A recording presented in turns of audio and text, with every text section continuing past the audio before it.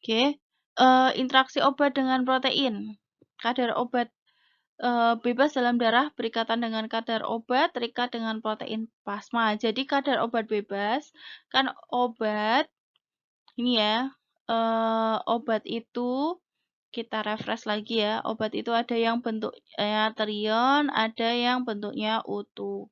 Nah, obat utuh ini ada obat yang terikat, ada obat yang bebas.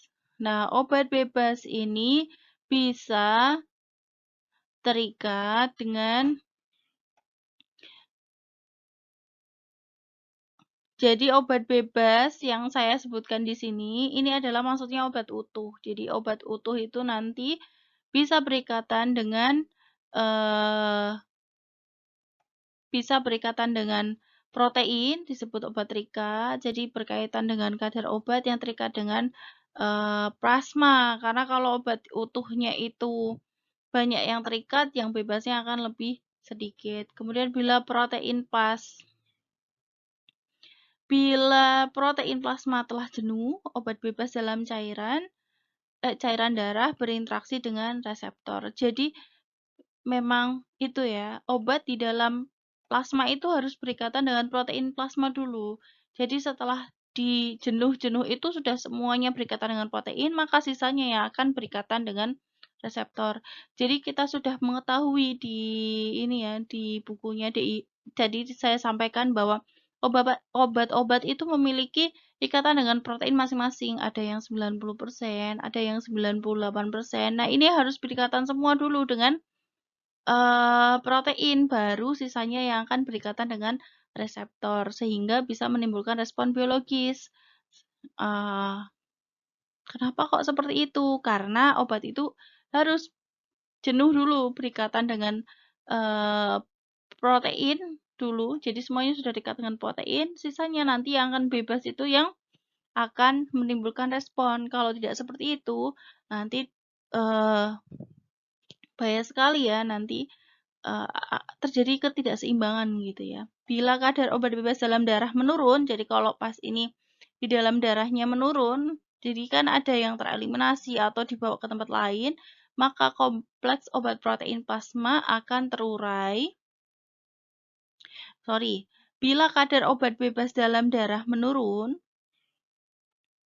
jadi kalau misalkan kadarnya dalam obat bebasnya menurun, maka yang tadi berikatan dengan protein akan diuraikan dan obat bebas kembali ke dalam plasma darah. Nanti bisa dibawa ke reseptor. Kemudian ini ada interaksi obat protein. Interaksi obat dengan protein untuk berinteraksi dengan protein plasma, molekul obat harus memiliki struktur dengan derajat kekhasan yang tinggi. Jadi, misalkan contohnya ini, seperti analog tiroksin, untuk dapat berikatan maksimal dengan albumin plasma, strukturnya harus mempunyai struktur yang inti divinyl-ether, kemudian ada 4 atom iodidanya, kemudian punya gugus hidroksil, kemudian rantai sampingnya aniline atau gugus ion yang terpisah dengan 3 atom C dari inti aromatik. Bila salah satu dari keempatnya tidak terpenuhi, maka ikatan analog tiroksin dengan albumin akan menurun. Jadi obat itu untuk bisa berikatan dengan protein itu juga punya spesifikasi khusus ya. Jadi tidak asal bisa berikatan dengan albumin. Tapi beberapa obat biasanya bisa berikatan dengan albumin. Ini salah satu contoh hubungan ikatan analog tiroksin dengan albumin plasma. Jadi ini ada suatu struktur dari analog tiroksin. Jadi ini ada strukturnya seperti ini ya. Ini bisa dilihat, dia punya 2 rantai samping, kemudian dia strukturnya hampir mirip di sini ya. Ini hampir mirip. Nah, ketika R-nya, ini kan ada R aksen. Jadi bisa diperhatikan ya. Ini ada rantai D3, C5, C3 aksen, C5 aksen. Nah, ketika ini, bisa diperhatikan ini adalah ini. kemudian ini adalah ini, kemudian ini adalah ini, R-aksanya ini. Nah, ini orang ini, ada peneliti ini meneliti ketika R ini dikasih H, kemudian yang di sebelah sini dikasih I, yang sebelah sini juga dikasih I, dan yang sebelah sini dikasih suatu ini ya, asam amino ini ya. Ada NH2-nya soalnya. Nah, ini tetapan penggabungannya 150. Persyaratannya semua oke. Yang kedua juga hampir sama. Semuanya juga oke. Nah, ini yang lainnya ada yang kurang D, kurang ini ya, kurang C, kurang B.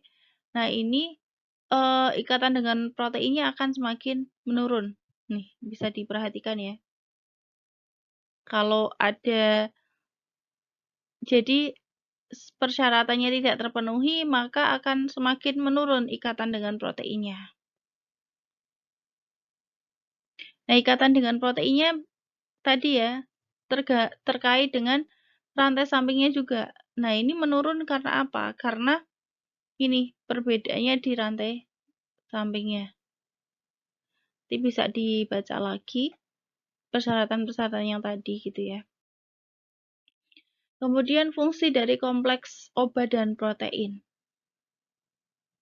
Fungsi dari kompleks obat dan protein yang pertama transport senyawa biologis, contohnya pengangkutan O2 oleh hemoglobin, Fe oleh transferin, dan Cu oleh seruplasmin. Jadi ini juga bermanfaat ya, kompleks obat dengan protein ini juga bermanfaat untuk hal-hal ini. Kemudian detoksifikasi keracunan logam berat, contohnya keracunan Hg, Hg-nya diikat kuat oleh gugus SH, protein efek toksiknya dapat dinetralkan. Jadi dengan adanya protein ini juga membantu untuk detoksifikasi keracunan logam gitu ya. Kemudian meningkatkan absorpsi obat. Contohnya di Kumarol diabsorpsi dengan baik di usus karena obat diabsorpsi secara kuat oleh protein plasma. Kemudian yang terakhir mempengaruhi sistem distribusi obat. Jadi mempengaruhi ini membatasi interaksi obat dengan reseptor, menghambat metabolisme dan ekskresi, sehingga masa kerjanya lebih panjang. Nah, contohnya seperti suramin, obat anti trypanosoma. Itu apa ya? Ini coba dicari nanti anti trypanosoma. Ini sangat tidak familiar sekali ya.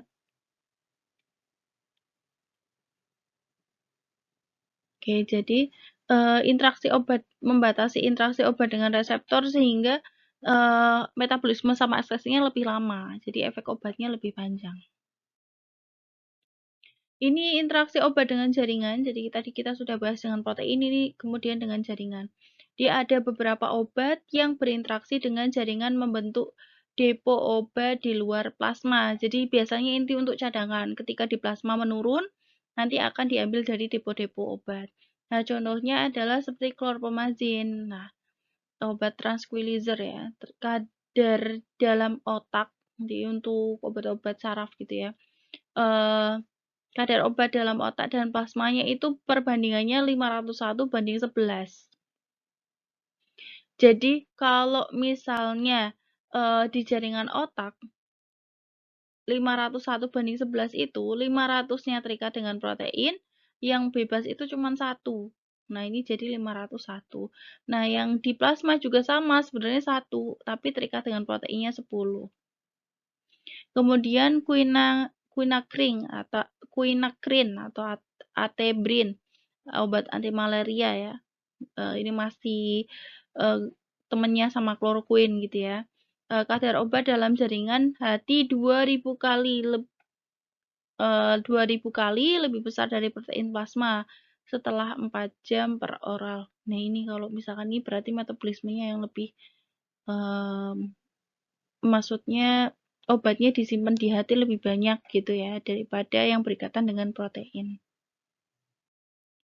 Kemudian lanjut lagi, Jadi pengikatan obat oleh protein plasma dan jaringan dapat memberi penjelasan mengapa kadar total obat dalam darah tinggi, belum tentu efektivitasnya tinggi. Jadi meskipun dosisnya itu besar, tapi belum tentu obat itu memiliki efektivitas yang tinggi juga. Nah, ini contohnya seperti obat A dan obat B. Bisa kalian lihat ya. Obat A itu dia terikat dengan protein ini besar. Jadi yang ada di darah dengan di jaringan itu tidak sampai batas ambang terapinya atau KEM-nya. Sedangkan obat B, dia obatnya terikat dengan proteinnya sedikit. Ketika obat di dalam darah itu terikat dengan protein sedikit, maka obat yang bebas itu juga banyak ya. Jadi ini melebihi bisa dalam rentang KAM atau terapinya gitu ya. Jadi respon biologisnya ditentukan oleh kadar obat bebas dalam darah, bukan kadar total obat di dalam darah. Jadi maksudnya begini, tadi kan sudah dijelaskan oleh saya bahwa obat itu ada dua, ada obat yang trion, ada obat yang utuh dan bebas. Obat yang utuh ini yang akan menentukan obat yang utuh dan bebas ini yang akan menentukan respon biologis, bukan obat total yang masuk ke dalam pembuluh darah. Karena obat yang masuk ke dalam pembuluh darah bisa jadi terikat dengan protein atau biopolimer yang lain. Ketika terikat dengan biopolimer yang lain, maka yang akan sampai masuk ke dalam jaringan atau masuk ke dalam sel target itu ini ya akan lebih sedikit. Ketika dia terikat dengan proteinnya lebih sedikit, maka dia akan masuk ke dalam sel targetnya akan lebih besar. Tapi jangan diinikan juga ya, apa namanya? Yang tadi terkait dengan harus terikat dengan protein 98%, berarti yang masuk ke dalam pembuluh darah itu yang masuk ke dalam target itu 2%, tetap memperhatikan ini. Tapi ini untuk pemahaman kalian bahwa obat yang utuh dan bebas yang mencapai target ambang terapinya itu yang bisa menimbulkan respon biologis. Jadi bukan total obatnya, yang dihitung adalah 2%-nya ini yang tidak terikat dengan protein dan juga masih masuk ke ambang batasnya gitu ya. Kadar obat bebas dan utuh yang bisa berikatan dengan reseptor. Nah, interaksi obat yang lainnya ya, interaksi obat dengan asam nukleat. Obat tertentu dapat berinteraksi dengan asam nukleat dan terikat secara reversibel pada ARN atau ADN atau nukleoida inti sel. Nah, ini bisa terikat. Nah, contohnya quinacrin lagi ya, obat anti malaria ini akan terikat kuat pada asam nukleat sehingga untuk mencapai kadar kemoterapeutik harus diberi dosis awal yang besar sehingga bisa mencapai dosis terapinya. Jadi seperti yang tadi ya. Jadi obat itu kan ada batas minimum, ada batas maksimum. Nah, obat ini berikatan kuat dengan asam nukleat. Jadi di awal itu harus dikasih tinggi dulu, biar bisa berikatan dengan asam nukleat, nanti yang lain melanjutkan. Jadi kan kadar obat naik terus turun gitu ya, biar bisa naikin lagi. Oke, kemudian dengan jaringan lemak juga bisa berinteraksi. Larutan dalam lemak terpengaruh terhadap aktivitas dari obatnya. Contohnya seperti tiopental, ini anestesia obatnya, dia punya pKa-nya 7,6. Koefisien partisi lemak airnya 100, berarti log P-nya adalah 2. Kalau log P-nya 2, berarti dia 2:1 dilarut di lemaknya 2, larut di airnya 1. Nah, kalau pKa-nya ini 7,6, dia di dalam plasma darah pH-nya kan 7,4 ya. Berarti terdapat dalam bentuk molekul itu sebanyak kurang lebih 50%. Jadi ini pH kondisi darah, pH darah atau pembuluh darah itu sama dengan pKa obat. Jadi kemungkinan besar 50% obatnya terion dan 50% utuh bebas.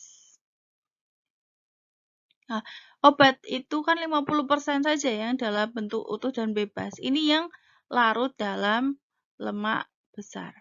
Pemberian dosis tunggal secara IV obat dapat didistribusikan ke jaringan otak. Terjadi efek anestesi, kerja obatnya lebih cepat kalau diberikan secara IV. Kalau dalam plasma juga cepat terakumulasi dalam depo lemak. Kadar obat plasma menurun secara drastis untuk keseimbangan teopental dalam jaringan otak masuk kembali ke plasma darah. Anestesi tidak tercapai, masa kerja obatnya singkat. Jadi maksudnya begini, kan obat itu kan tadi ini ya, dari lambung, misalkan lambung diabsorpsi, kemudian didistribusi. Distribusi itu kan masuk ke dalam pembuluh darah. Di pembuluh darah ini harus jenuh, ya, harus jenuh berikatan dengan proteinnya. Nah, ketika ini harus jenuh berikatan dengan protein, karena obat tiopental ini larut dalam jaringan lemak, berinteraksi dengan jaringan lemak dan ini ya, koefisien partisi lemaknya tinggi, jadi obat ini mudah terakumulasi di depo lemak atau di penyimpanan lemak. Karena mudah tersimpan di jaringan lemak, kan ini harus obatnya di pembuluh darah harus berikatan dengan protein, dengan jenuh. Nah, sisanya ini nih yang masuk ke otak. Nah, karena obat ini disimpannya di jaringan depo lemak, obat yang di sini berikatan dengan protein itu kan jenuh, harusnya jenuh, kemudian terambil ke jaringan lemak karena dia lebih larut ke lemak. Akhirnya di sini kan terjadi ketidakseimbangan. Ketika terjadi ketidakseimbangan, yang berada di otak ini nanti dipanggil biar masuk lagi ke pembuluh darah, sehingga efek kerja obatnya akan lebih singkat dibandingkan dengan obat yang diberikan secara IV. Kalau IV langsung ke jaringan otak. Gitu ya, bisa dipahami. Oke, selanjutnya, pengaruh dari interaksi tidak khas. Afinitas terhadap tempat pengikatan atau binding site dari tiap obat berbeda-beda. Terjadi persaingan antara molekul obat dengan molekul obat dengan bahan normal tubuh untuk mendapatkan tempat pengikatan. Jadi ini ya, ada obat A, seperti yang tadi saya jelaskan ya, terkait obat 1 dengan albumin, kemudian ada obat B yang lain, dia berikatan, mendesak obat A, sehingga obat B yang berikatan dengan ini. Yang tadinya obat A, obat B yang berikatan dengan albumin. Nah, obat A ini bebasnya lebih banyak, sehingga efek terapinya lebih meningkat. Nah, ini kalau bahayanya, kalau beberapa obat bisa menyebabkan toksisitas. Oke, ini penjelasannya tadi sudah ya. Sebenarnya contohnya juga sudah. Contohnya tadi warfarin ya. Oke, terima kasih.